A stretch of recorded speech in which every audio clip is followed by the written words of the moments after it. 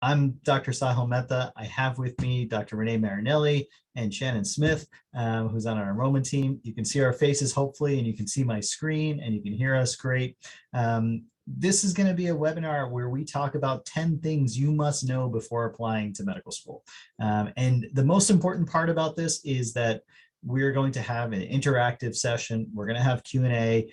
Really hope you guys drop questions as you go. Shannon's going to be helping us out, trying to moderate some of those questions. You guys probably know there's a little Q&A tab on Zoom, so feel free to drop questions in there. If you just want to chat, drop questions in the chat. If it's in the Q&A, it's a little easier for us to keep track at the end, so if you do have questions, submit them there. But we're really looking forward to talking to you guys tonight in some great detail about the things you must know before applying to medical school. So I want you guys to get to know us first for a second, and then we're going to get to know you guys. So get to know us. I'm Dr. Salamatha. I founded Med School Coach probably 15 years ago now.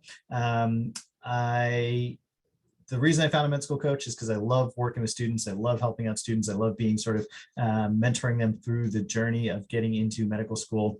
And it's something that I really found great passion for, and something we've done for quite literally thousands upon thousands of students at this point. I'm also a practicing interventional radiologist. In fact, I am still in the hospital right now. I just finished my last cases about 10 minutes ago. So I'm glad I got here in time for this.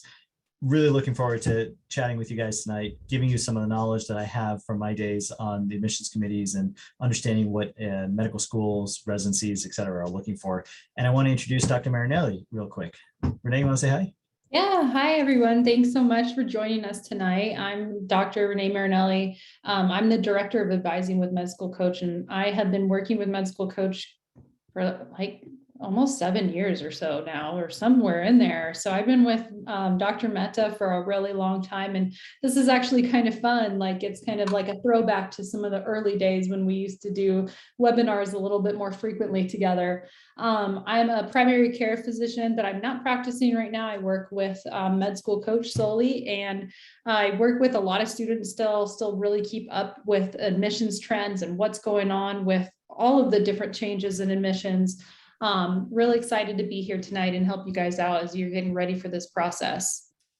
Awesome. Thanks, Dr. Marinelli. And so, as you know, a couple of things we're going to go over, but I actually want to get to know you guys a little bit too. So in this, during this entire webinar, we're going to drop a few polls. This will help us tailor the audience, understand a little bit about who you are, where you are in the process, and what makes you tick. So the first question is, what year are you applying to medical school? Just want to kind of get an understanding of when you guys will be applying, who the audience is out there. So far, we got about 200 people on the webinar, which is awesome. So I'll end those results. I'll share the results just so everybody can see what's going on. So we got a great mix of people. We got a bunch of people applying this year, some people applying next year, and some people applying in 2+ years. So we're gonna have something for everybody on this webinar. A couple of notes: this is being recorded, so we will post access to this. We'll send you an email after, but you want to pay attention because there's going to be some special things just for this webinar that you won't get access to later. Great. So hopefully everybody can see my screen again, right? Just want to make sure I'm on the slides. Great. So a couple of reminders. Number one, as I said, check your chat as you go. We're going to be dropping important links. Anytime you see this little icon, it's an icon, is a graphic, I don't know what it is. Anytime you see this, that means that there's going to be an important link dropped into the chat. So look out for that. It's going to be things like downloads and coupons, those kind of things. We want you to ask questions at any time. Shannon's here just to answer some of your questions, to help us moderate as we go. So drop questions about anything you want to ask about in the chat, in the Q&A at any time, okay? We're not going to cover every little detail about the application process today, but we're going to cover as much as we can, or give you sort of the highlights today. But we're here for you, which means that if you ever have questions after, and you're going to have more questions after, a 15, 20, 30, even a 60-minute presentation isn't going to give you all the answers that you need for applying to medical school. You're going to have questions after, but we're here for you. We're going to go over as much as we can in this. And then we've inserted some FAQs throughout the entire presentation. These are things that Dr. Marinelli and I have probably been asked, I don't know, a few thousand times over the course of the last couple of years by students. So we'll try to get some of those. But of course, again, if you have more questions, let us know. So 10 facts, right? 10 things you have to know. And the first one is that unfortunately, admissions is getting harder. We already know it's hard, but it's getting harder every year. This past year, you guys may know that there was a huge increase in the number of applicants who applied to medical school. In fact, it was an 18% increase. That's off the charts. Usually the increase in a number of years is 1, 2, 3%. And you can actually see it on this graph over here. There was just a huge number of new students applying to medical school this year. Last year. What happened there was that you had this huge number of students applying, but you didn't have an increase in the number of seats. This chart shows it well, right? You have this big spike, but the number of seats stayed exactly the same. So basically admissions is hard and it's getting harder as we go, which is just, a kind of a bummer for a lot of you guys, but also something to remind yourself that, hey, as you're embarking on this, you're embarking on something that is extremely hard. For those of you that are, going to succeed in this, you're part of a very small cohort of people. And there's ways to really have a successful application, which we're gonna go after. Dr. Marinelli, you have anything to say about last year's class? Yeah, I mean, I think that we're certainly experiencing this and kind of living through it currently, because people that applied last year are still technically in the application cycle, which doesn't really end until the end of spring. A lot of people have gotten acceptances, but we're still waiting to hear too. And I mean, we've definitely seen this competitiveness reflected in the students that we work with, and just across the board when we talk with students, like it is harder and harder. And you see students that had great scores and great GPA, and they're not getting the type of acceptances or interviews that you would expect. So I think we're definitely seeing this increase in competitiveness reflected in the application cycle for sure. So for sure, it's more competitive, right? There's a bunch more people applying and there's not any more seats. The reason that there's not a huge increase in seats is, despite there being a doctor shortage, is because there's a lot of postgraduate training, as most of you guys know, that medical students have to go through as residents and fellows, and those seats are limited. Those seats are actually limited by Congress. And so there's not an easy way to open up the number of seats at the end of the day. Seats have been increasing, but nowhere near 20%. There's kind of a full infographic. We dropped a link in the chat if you want a little bit more info on last year's AAMC data. But listen, it's hard, but that doesn't mean it's impossible. And what we're here to do is try to figure out how to get you guys in, right?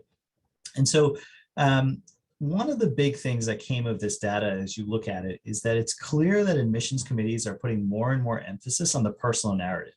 How do we know that, right? So if you look at the average GPA and average MCAT score, there's only been a tiny increase in the average GPA, and the average MCAT score is actually very, very stable since 2018.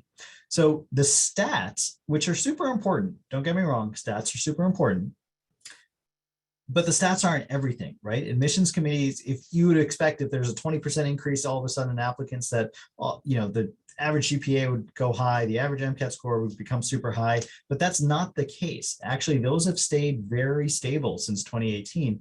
And so that really means that admissions committees are putting more and more emphasis on the personal narrative, right? The personal statement, the AMCAS activities, the TMD-SAS activities, the interviews, and everything that goes into that. That's becoming so important for admissions committees. And you guys should take some solace in that, because obviously getting great grades and a great MCAT score is super important, but it also allows you to realize that if you don't have exactly the grades and MCAT score you need, there are a lot of ways to still get into medical school by showing great experiences, taking years off, writing a great personal narrative, etc. Right? So we'll go over some of that a little bit more. I don't know, Dr. Marinelli, you have anything else to add to that one? No, but I'll definitely circle back to this later on in the presentation. Awesome. So now we're going to get into a few very specific tips. And here's one that, for those of you guys who are applying this year, you guys may know that the AMCAS has 15 activity slots. There's 3 different applications, right? There's the AMCAS, which goes to all allopathic schools except for Texas. There's the TMDSAS, which goes to all the Texas schools. And then there's the AAO-COMAS, which goes to osteopathic schools. AMCAS is the one that most people are going to fill out, or at least the one that almost everybody who's applying to MD school is going to fill out. And so we're going to focus a little bit on that for a second. And one of the tips that I give to people is that you don't have to use all 15 slots for your activities. In fact, it can be detrimental. Dr. Marinelli can talk about this, but as when I sit down and look at somebody's application, it is, if it's a stack this big, that just means that things are going to get lost within it.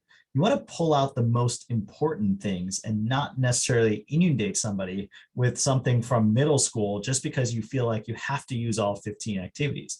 In fact, what's going to happen is they're going to read that activity from middle school and they're going to miss the time you went to the Peace Corps, because it's just, it's the same character limit for either of them. So you really want to kind of hone in on the things that make the most sense for your application.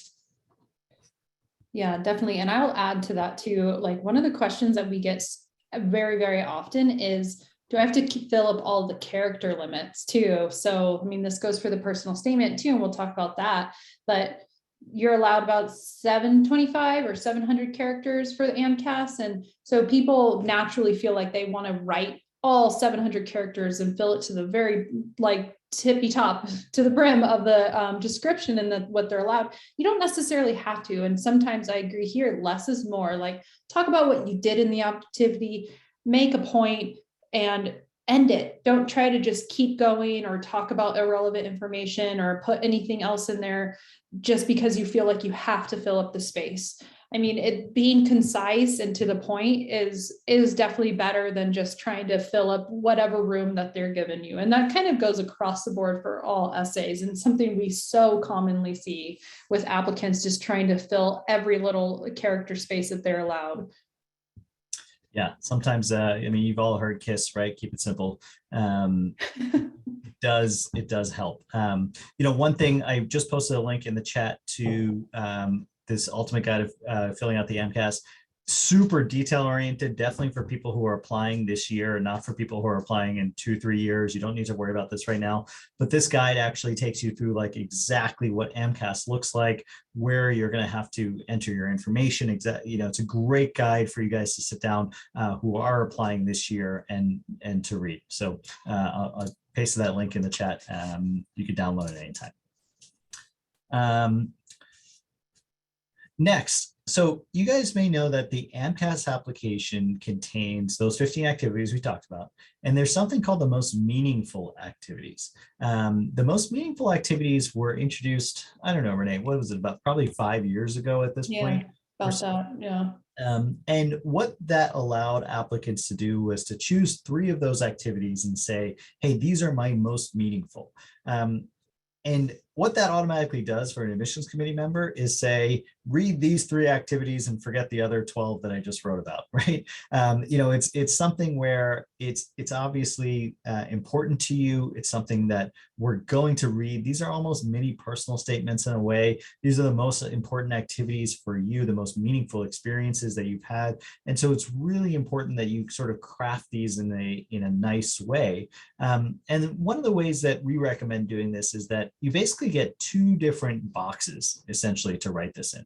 Your experience description, which can be something as simple as, this is what I did, here are kind of the bullet points, this is what I got out of it, or this is what my result was. But then there's the most meaningful experience section and the remarks, and that should really be more of a reflective piece, right? It's 1,325 characters, which is, as you can see, about a paragraph long. Really helps you explain to the admissions committee why this was important to you.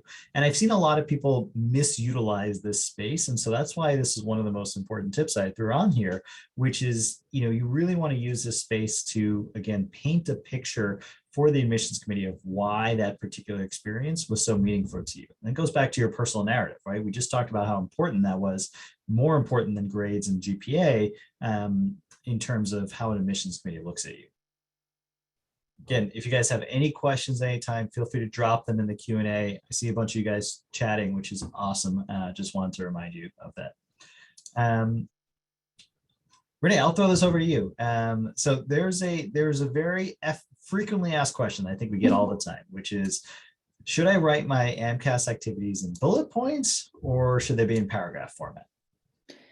Yeah, this is super common.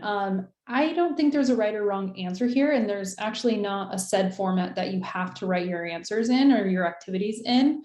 But I do recommend, if you're going to have a format, stick to that format throughout all the activities. So meaning don't do bullet points for one activity and the next one a paragraph and next one bullet point. Try to just stick to the same format. It gets a little bit more confusing to read if they're all different.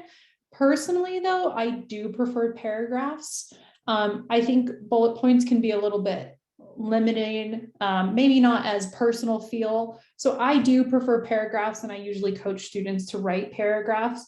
But again, the key to the paragraphs is being concise and to the point too. You don't want to just write a paragraph and fill up the whole space. I'll keep saying that.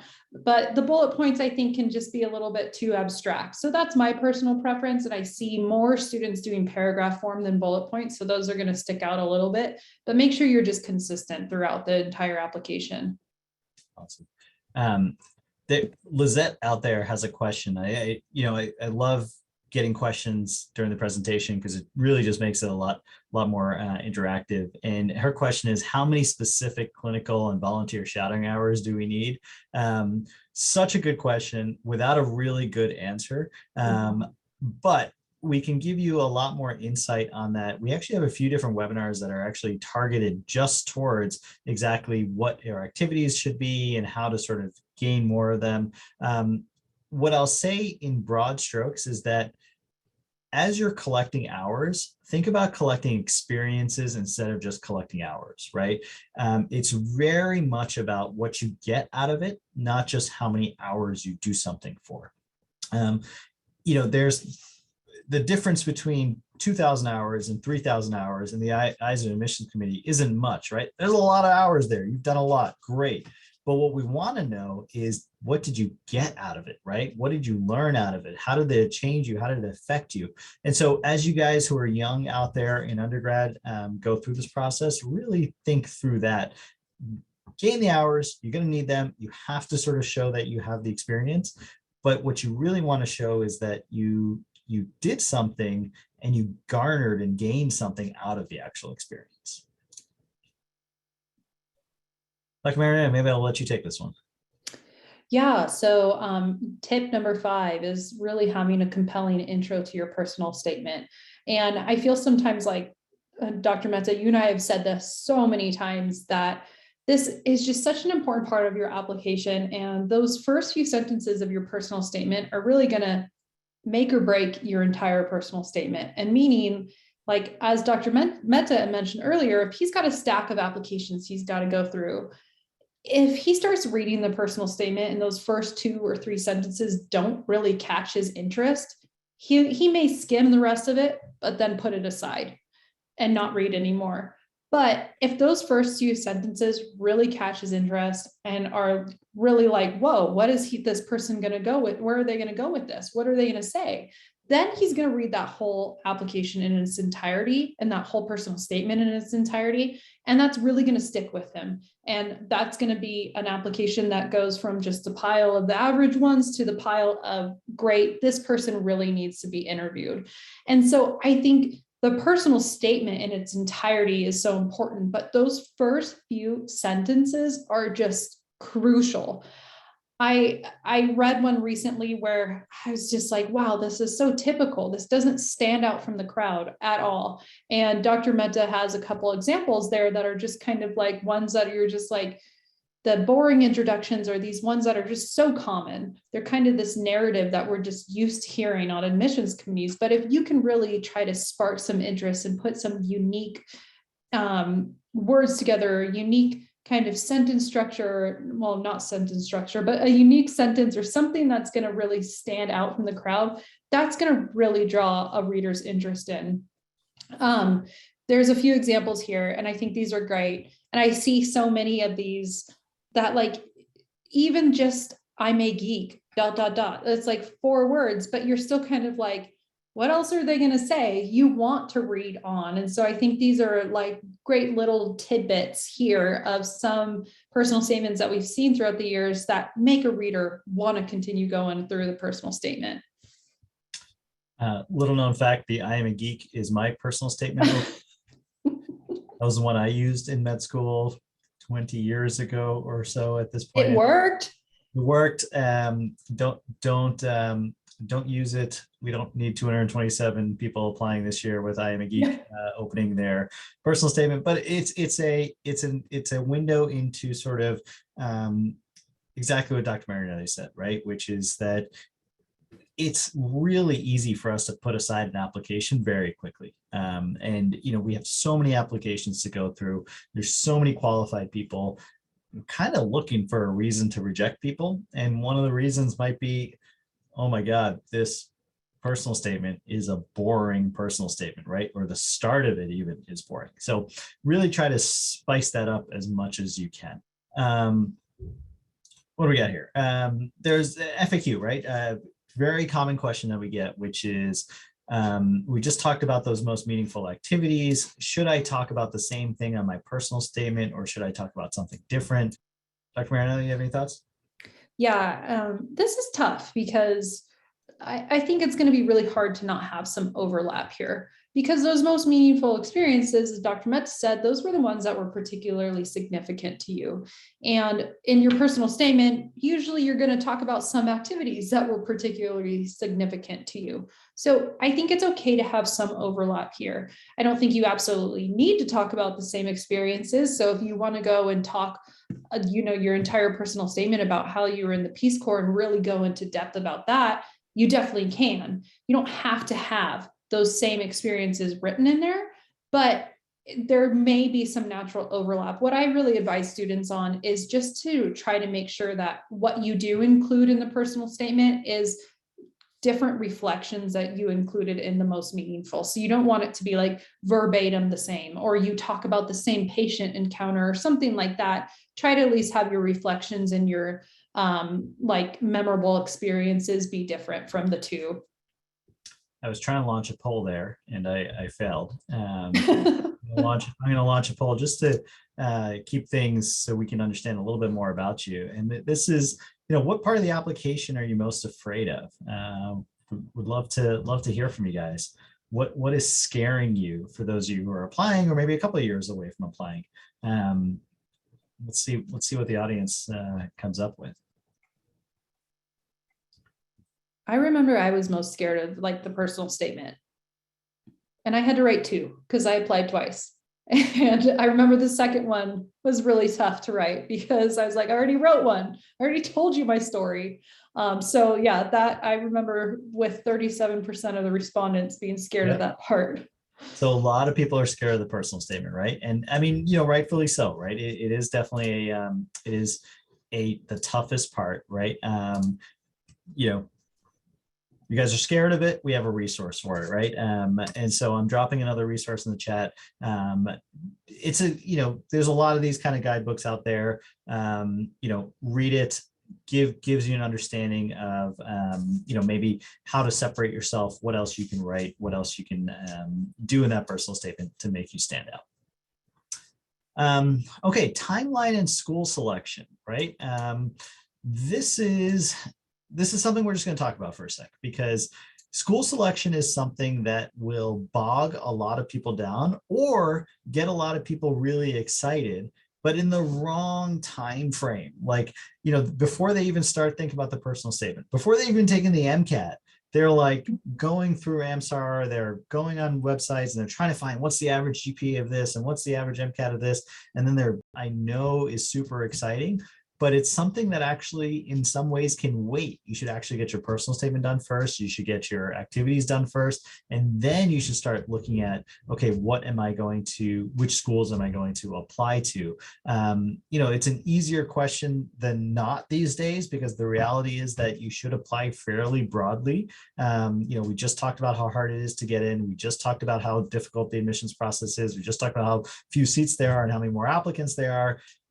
Our recommendation is typically to err on the side of more schools than less, and work your butt off on secondaries and just get it done in a year. And that includes also applying to potentially osteopathic schools. For a lot of students, I mean, it's a great option, and something that a lot of students don't consider off the bat, but definitely should. Mhm. And then knowing your timeline is super important too, right? There's a very frequently asked question, which is, do I need to submit at midnight on the day that applications open?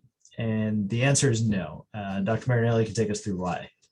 Yeah, Dr. Mehta, I just want to back up real quick, because when you're talking about school lists, and I mean, we could have a webinar on its own just about choosing schools and how to put it together a school list. But one of the most common questions is how many schools that should I apply to? And I remember when we first started doing these webinars together, like several years ago, the answer was usually around like 25, 30. I usually bump that up now 30 to 40, sometimes even more, depending on where the applicant is and their competitiveness. But just a reflection of even how competitive things have become in the last 5 years or so.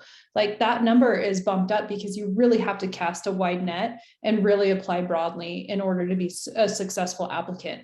And that's almost for anybody now too. I mean, even 520s and 4.0s, sometimes I get really nervous when they apply to like 25 schools or a little less. I'm like, ooh, that could be tough. I mean, I still feel it's, like you said, better to put that effort into the secondaries and apply one time rather than having to go through the process again because you didn't apply broadly enough. Anyways, going back to that timeline is, do I have to submit the first thing once the application opens? And for everybody that's listening in that maybe doesn't know the timeline for sure, is AMCAS opens for filling out sometime in early May. The date changes a couple days each year. So early May, you can actually log in and start putting in your activities, personal statement, and things like that. And then at the end of May or very early June, you can actually submit it then to schools. People get really nervous, like, I need to submit that first day. You definitely don't, but you definitely want to be on the early side of things. So schools use something called rolling admissions, meaning that they start reviewing applicants as they receive their application. And there is a very notable difference for somebody that submits their application June 10th versus somebody that submits their application August 10th. So the earlier the better, but it doesn't have to be that exact day. I usually try to get applicants to get in there within like 2 weeks of opening. Target a date, pick a date, say, June 5th, whatever it's going to be, pick a date and target that. If it's plus or minus a few days, that's going to be okay. But you definitely want to get in on the earlier side of things. Yeah, you don't have to get submitted on midnight. You just don't. There's actually a lag period of application verification. There's a lag period of letters of recommendation and a few other things before schools even get your application physically to look at. So it's typically about a month or so of time between when you can submit your AMCAS to when schools can actually even physically look at them. So you have a little bit of time, but the verification process actually takes longer the later you submit. So it sort of catches up. So you don't have to submit on midnight, but you want to submit, as Dr. Marinelli said, kind of within the first 2 weeks of the application really opening to be the best that you can be, or to have, the best shot you can, because a lot of schools do use rolling admissions. I want to check on a few things, and tell you guys tip number 7, right? Which is, you must get your application reviewed. And back to we're trying to reject as many people as we can because we have so many applications to go through. Small mistakes equal automatic rejection. And I'm talking about like capitalization mistakes, right? I've seen people write Miami Beach with M in Miami lowercase on their address. Like first page of the MCAS, it has an M in lowercase on the address. And that's like, that's just a toss application, right? I'm not going any further than that. And it might be a silly mistake, but it just shows that this person didn't care to re-review or look at this application, in a thorough way. I have 80 other applications on my desk to look at. This one's going in the reject pile. So little mistakes can really make a big difference for you. So really make sure that you're getting this reviewed. And then you want to ask the question of somebody who's reviewing you. They're like, is your application saying what you need it to, right? Have you separated yourself from the crowd? Super important, obviously, to do in the application. And that's why getting it reviewed by a physician, getting it reviewed by your friends, getting it reviewed by somebody professional like us is so, so important in order to really get down to like, hey, is this application going to be effective for you or not? Dr. Marinelli, I'll let you take this one. Yeah, this one I love because I don't think enough people do this. And I like, if I could put a PSA out to like all pre-meds, this would be like one of my number one things. And trust me, I didn't know this when I was a pre-med, but we also didn't have perspectivedoctor.com back then. So they're a different world, but now you guys have all of these resources available. So again, going backwards a little bit for people that don't know. So your primary application is AMCAS, AO, COMAS, TMD, SAS, what Dr. Mehta said, the applications that go to all of the schools. Then after that, schools will send you individual secondary applications, which usually consist of a series of essays. And it is a lot. And the schools really vary between like a 1-page secondary to like a 6-page secondary. And that is no joke. Like Duke, I think, is one of the most infamous ones of having the super long secondaries, and it can bog students down, especially because they come kind of randomly. You can definitely expect the secondaries to start coming after your primary is verified by AMCAS, but sometimes someone will receive 1 in a week. Sometimes some people will receive 10 in a week. And you want to turn these in to schools within 1 to 2 weeks. Ideally, 2 to 3 weeks is kind of max, is what I say. Like anything more than that, you're kind of just showing schools like, I'm not that interested. I didn't take a ton of time or prioritize your secondary, and I turned it in late. That's not the impression you want to make to schools at this point. So one of the ways you can get ahead is, the school list. You had to indicate your school list on your primary application. Go to our sister website, perspectivedoctor.com. There's a secondary database for every single school. And you can look and say, okay, I applied to UCSD. What is UCSD's secondary like? Let me start writing that right now as my application's getting verified and I'm waiting for that secondary. Most schools don't pre-screen for secondaries, meaning you will almost get you'll get a secondary for almost every school that you apply to through the primary application.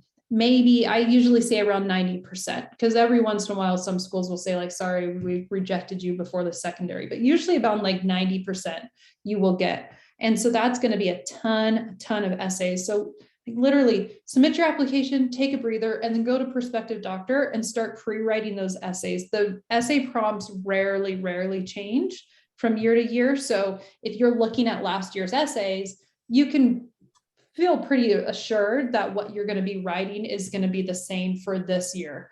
And maybe you can modify them a little bit, but it will definitely give you a leg up and make things so much easier during that summer. For sure. I mean, this is the part where people get bogged down. So pre-writing them is just incredibly important. Mm-hmm. Did want to take a sec before we go into Casper and the exams to just find out where you guys are, if you guys have taken the MCAT yet or not. I think a lot of you, obviously, who are probably a couple of years away, have not taken the MCAT. Maybe those of you guys who applied this year are currently taking it or sort of in the midst of peri MCAT, in the peri MCAT period, and some may be retaking it. So it looks like a lot of you guys haven't taken it yet, which is great. I'm going to share some resources for that in a second coming up as well. That's what I wanted to know. For those of you guys that did take it, I'm hopeful that all your scores are awesome and that you're ready to apply. And for those of you guys that are retaking it, good luck. No shame in retaking it. Plenty of people retake it. Hopefully you get a great score the next time. But stay tuned for a couple of resources on the MCAT in a second here. Real quick, Dr. Mehta, special shout out to Pristine out there who said she's taking it tomorrow. Good luck. Good. Get lots of rest tonight. Yeah, get some rest, meditate, do whatever you got to do to pass tomorrow. Good luck. Good luck for sure. Dr. Marinelli, I'm going to let you take this one. This is Dr. Marinelli's specialty these days. Oh man, I feel like sometimes I'm being punked with the Casper Snapshot Vita preview, all of these different tests that keep coming up. I am like, thank the seven gods or whoever you pray to or whatever you pray to that I didn't have to deal with this when I was going through it, because it's freaking confusing and there's just so many of them. And I feel like things just change so much. So start thinking about these tests that we have listed here. And this isn't even all of them. Sorry to say that, but there's also another one called Duet that's part of Casper. But basically these are other tests, not like the MCAT. You don't have to study like crazy. You don't have to be thinking, oh my gosh, I just prepped 6 months for the MCAT. Now I have to prep for these. Not the same type of test, but most of these are kind of these situational tests where they want to see how you respond to a certain situation, how you present yourself, your communication skills, demonstrating empathy, things like that. So it's not as much preparation, but it's really about knowing what you have to do and when you have to do it. So just start thinking about these tests, start Googling them. Most of these ones, I will say, you can start thinking of these as almost part of a secondary. So about the Casper, sorry, there's just so many things I could say about these tests. So I'm trying to pick out the most important parts.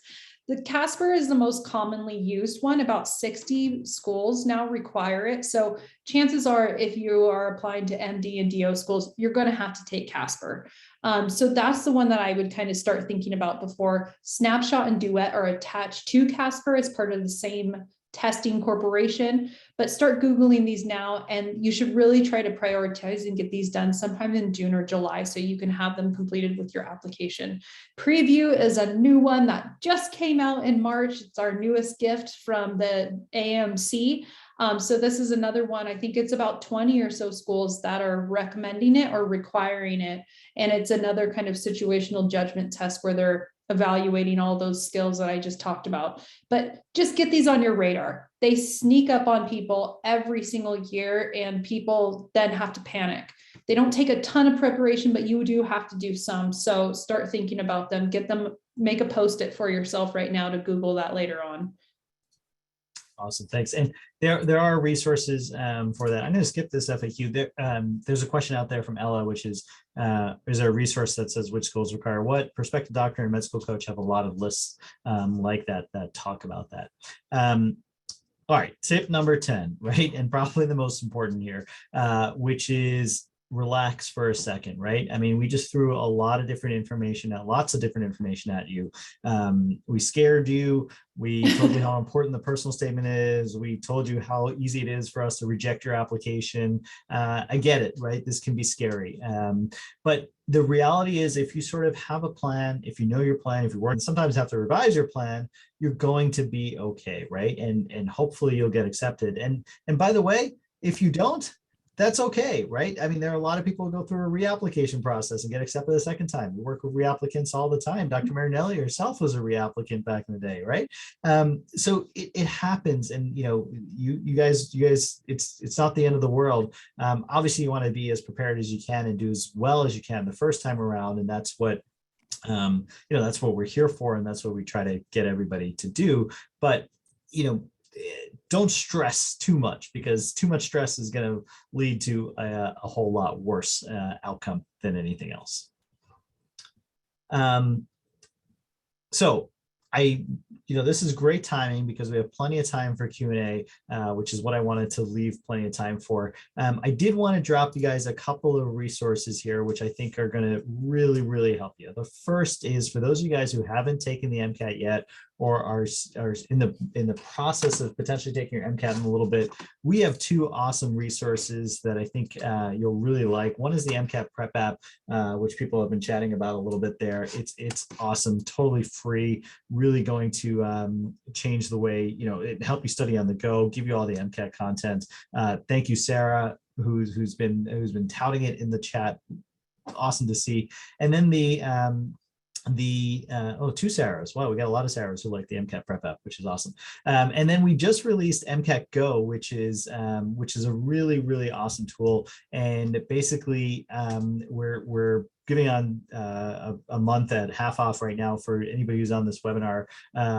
If you guys know who Sam Smith is, he's med school coach's own Sam Smith, who created the MCAT Basics podcast, and then we put this into essentially an audio learning experience, which is really, really great. And so for those of you guys who are even a couple of weeks out or much longer than that out, this is an awesome way to just study on the go and learn as you're going. And so really, really, really would encourage you guys to sign up. There's a free trial version, but then there's also this coupon for 50% off if you are out there today and downloading it and using it. Really, really, really helpful. And you can find that at medschoolcoach.com/MCATGo. Use coupon code webinar. The other thing that, Dr. Marinelli and I do, Dateable, keep you on track. We have this whole system where we keep you exactly on track, know exactly when your deadlines are. You can chat with your advisor as you go to make sure that you're getting everything that you need. And so this is who we are. We're med school coach. This is what we do. We've helped thousands of students. We help probably 2,000 or so students a year get into school. And so I'd really encourage, for those of you guys who are out there who are looking for an extra boost, get in touch with us, because would love to help you do that. And I'm going to drop another link in the chat right now, which is to chat with sort of our team to see if you guys are interested or a good fit. I'm also going to launch this quick poll. If you're interested in any of our team members sort of contacting you and for them to talk to you a little bit more about how we can help you, we'd love to get you on the calendar just to talk about how we can help, some of the different resources that we have out there for you guys. Obviously, again, if you're applying this year, or even if you're applying a couple of years from now, we really can do a lot to shape your application, get you on track to where you need to be. So feel free, again, dropping some things in the chat. You can schedule some meetings with our team out there. And another plug for MCAT Go for those guys who haven't used it, and our MCAT Prep app, because it's really, really awesome. You guys are gonna love it. So now that's the end of our presentation, but really the beginning of the fun, because now we're here for the Q&A portion. And Shannon, I know, has been answering a bunch of questions as you guys have been going. I know there's a bunch of questions that are out there in the chat, and would love to sort of start answering as many of those as we can. Shannon, I don't know if you're out there and have any that you want to throw our way to start with. Yeah, for sure. Thank you. So yeah, the Q&A has been incredibly busy. Thank you everyone for sending questions. I'm getting to y'all as they come in here. But from some of the earlier questions we had here with it, let's see.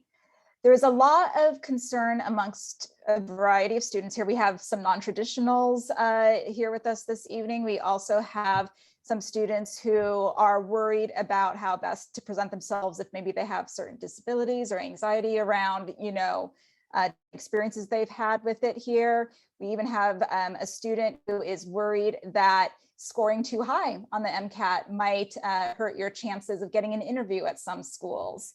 So keeping in mind that there's a variety of students in here with a variety of kind of concerns and anxiety around just how competitive the med school application process is, I would say, is there a specific way that you both recommend addressing on their applications? What maybe makes them stand out? What makes them unique? And what do you recommend maybe they don't address on their applications?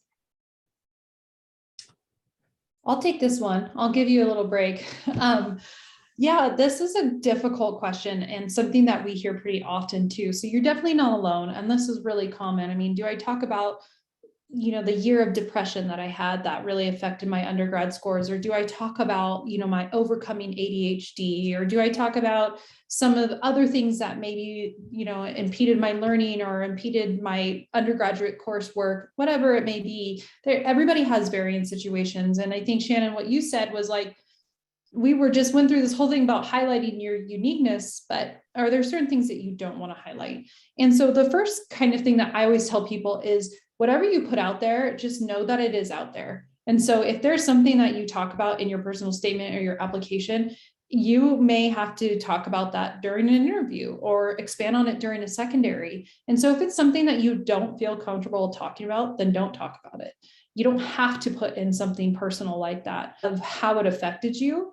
And then make sure that you then discuss how you grew from it or what you've done. I think the real problem and concern can come from when somebody, let's say, talks about how they were hospitalized for bipolar disorder, just making this up. And then they leave it at that. And like, I was hospitalized and I had to work hard to go back to undergrad. The admissions committee member reading that is going to be like, whoa, do they still have active bipolar? Are they getting treated? Is this still an active problem? They're going to have questions. So I think instead of just focusing on what it was, focus on what came from it. Say I was hospitalized and then afterwards I completed treatment. I'm now stable and doing well, and it no longer is a problem, or whatever the outcome may be. Make sure that you concentrate on that too, because schools aren't going to discriminate against you, but they want to make sure that you're healthy and well enough to attend medical school and become a physician. So I think those are always tricky situations. And if you do have a situation like that, I would talk to an admissions expert, either at your school or one of us, because it is such a special situation. You definitely want to get somebody else's opinion and somebody who's kind of seen these situations a lot on applications to know how to exactly write it out.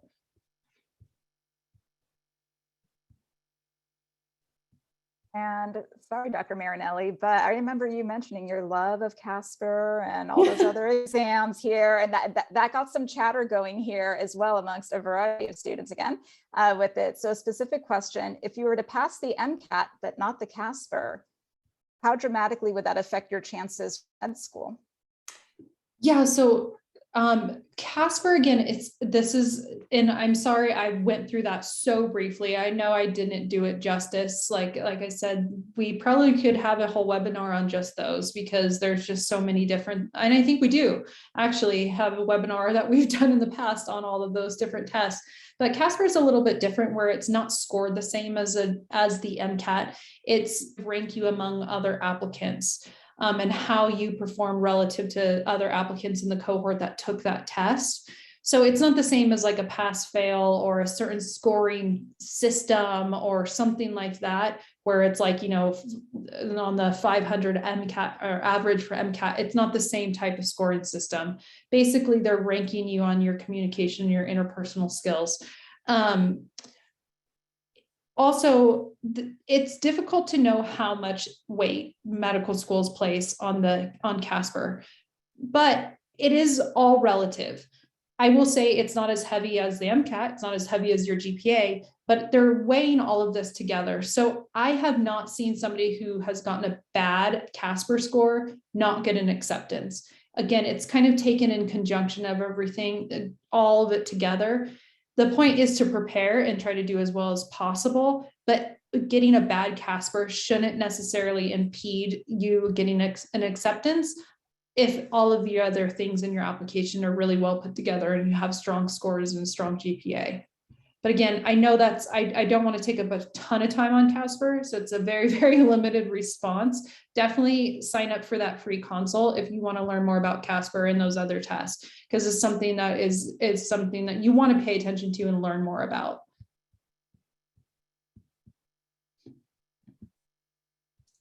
And as a lot of students here, have had major challenges the past few years in regards to building up activities and shadowing and everything like that due to, COVID related restrictions and things like that. here with it. If an admissions committee is seeing that a student ended up doing a lot of activities and experiences towards their latter half of their undergraduate career, when things started opening up a bit more and opportunities became more available with it, do you have any kind of guidance or feedback about how they as an applicant can maybe navigate any questions that might come up from admissions committees about why is everything just happening only now? I would be very unconcerned about that.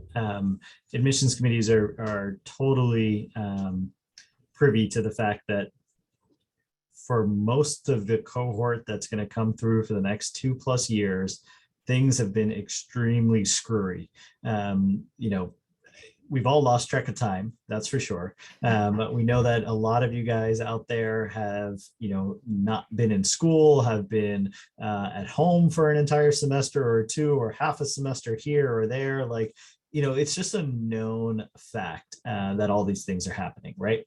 And so particularly if you are able to even now, backload your application with experiences, you're going to be fine, right? If you're with a cohort of other applicants who have had also a very tough time with this, and medical school admissions committees are very, very understanding of the tough time that everybody has had here. So I really, whoever asked that question, don't worry about it. You've already done amazing things by even being able to, get back into the flow and start doing things now that things are opening back up.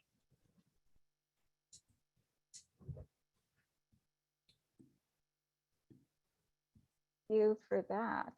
Let's see, I'm scrolling through. I'm seeing there's, again, mixture of students with kind of the same topic here. Letters of recommendation.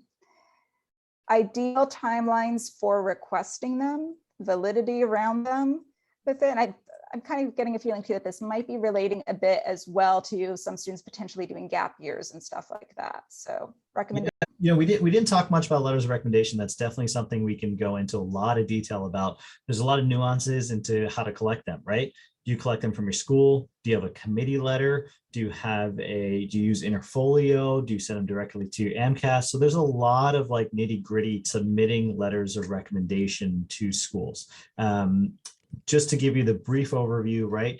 If your school has a committee letter, which a lot of schools out there do, you should try to use the school's committee letter.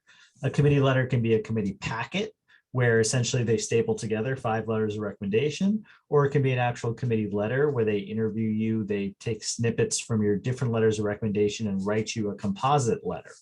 So if your school offers that, you want to get it.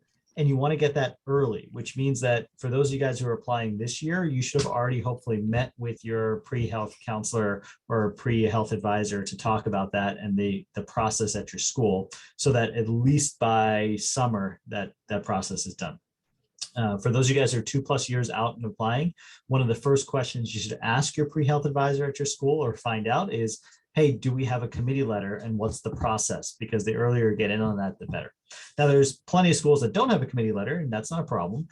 In that case, you're going to be submitting letters of recommendation directly to the school via the application. So you're going to either submit those letters directly to AMCAS, in which case you have 3 to 5 letters that you submit to AMCAS, and then AMCAS sends them to the schools, or you send them to a place like Interfolio, which is a third-party system, which essentially collects your letters and then can send them to AMCAS, can send them to TMDSAS, can send them to the summer program that you apply to. So that's a good resource for a lot of places as well. And then even schools themselves sometimes have their own resources where they collect letters. So there's a bunch of different ways to potentially do this.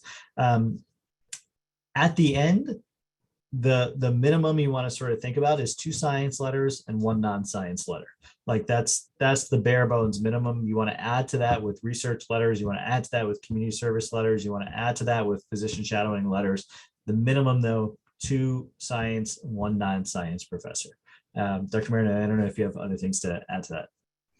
No, I mean, that was a great 1-minute summary of letters of recommendation. I think key to that is just starting early. For people that are applying now, if you haven't talked to your school do it now. If you haven't started talking to letter writers, or you don't know who's going to write your letters, you need to start figuring that out now.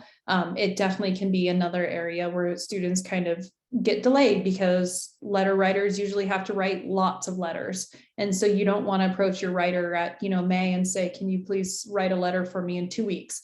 Because you probably won't have it then. So give them ample time, lots of time, lots of information. They may ask for a CV, they may ask for a personal statement draft, things like that. Make sure you have all of that ready for your letter writers and give it to them with a lot of time and direction on how to submit the letter so that it gets done appropriately. Awesome. We're coming up on the top of the hour here, which is typically when we're gonna tune in or tune out or whatever it is. I've been at the hospital all day, so forgive me for my slurring speech here. A couple of things. Hopefully you guys, number one, found this helpful. We hold a lot of webinars through the years, and so if you guys are just on our mailing list, or even contact us at medschoolcoach.com, we can keep you guys informed on them. We've obviously dropped a lot of links throughout the entire sort of presentation here, and I encourage you guys to check out all those links. No matter, even if you are a first year or a high school student, some of the MCAT stuff might be helpful. If you're much later on, obviously some of our application stuff is going to be much more helpful. So take a look at all of them.